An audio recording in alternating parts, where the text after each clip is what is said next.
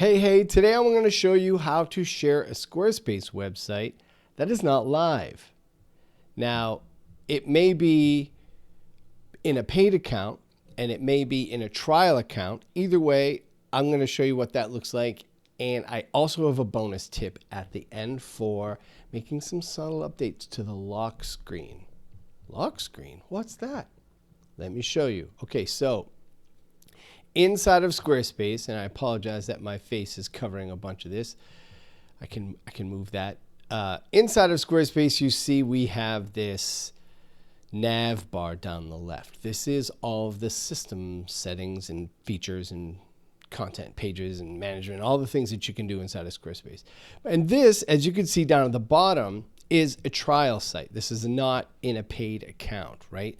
You can click publish the site and it will take you to a page where you can pay for your account, and it will publish the site if you've connected a domain. So be mindful of that. But the thing I want to do here is show you what to do when the site is not live. And you want to click on this gear down here in the bottom left. You want to click on this gear and you'll see the very first option is site availability. And right now it is password protected. When you first come in, it's going to be on private. So changing this around, and I left it there because I wanted you to see how easy this is to change around. So if the site is public and you don't want it to be, you can click private or password protected. If it's private, they have to be an admin or a user. They have to have permissions to edit the website.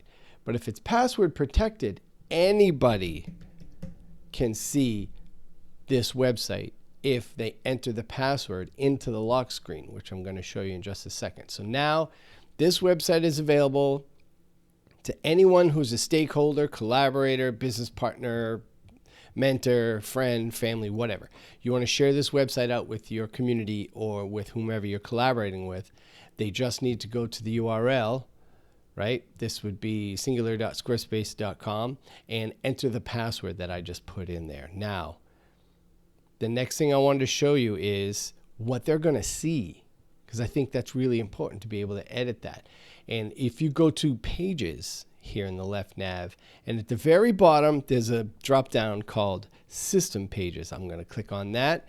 And the very bottom, again, there is a lock screen option. By clicking on that, you can see what the default lock screen option looks like for anyone interfacing with that subdomain on Squarespace. Whatever your account subdomain is, this looks exactly the same.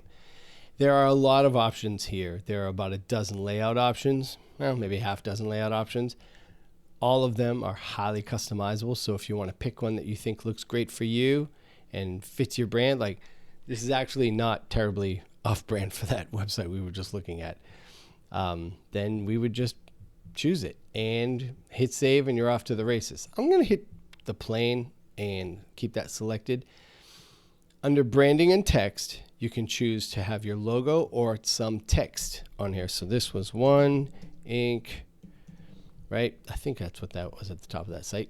And you can choose whether or not you wanted to display the lock icon. There are a lot of options here. So hit save on that. You can update the media, so you can put a background image, right? And you can search images that are already in the account. There are no files because this is a trial, but you get it. You can put a video in the background, or you can have no background. Right? So I hit cancel and go back. There are also, this is where you really land a relationship with your brand, is you can choose the fonts. You can choose and customize the color of the fonts, the background color. So if you wanted this to be more on brand because you had a dark brand, then you would just change the background color, and you could change your font color to white, and you can see One Ink just changed, and you can change the color of the lock. It's pretty customizable, especially when you think about having background images and stuff. So I just wanted to show you really quick where the options are, sort of as a bonus, because it's important to me that when I share out a subdomain in Squarespace, that it looks on brand and sets the expectation for what people can expect when they get in. Because the bulk of what we do is for businesses, and that is for their brand. So I hope this was helpful. Like and subscribe for more how-tos on Squarespace right here on YouTube, and leave a comment if you hit a blocker, if I didn't explain something in a way that connected, or if I missed anything, or if you want to add in what happens if I this, that, and the other. Just leave a comment. I'll be happy to respond and give you the answer. So I hope you have a great day, and I'll talk to you soon.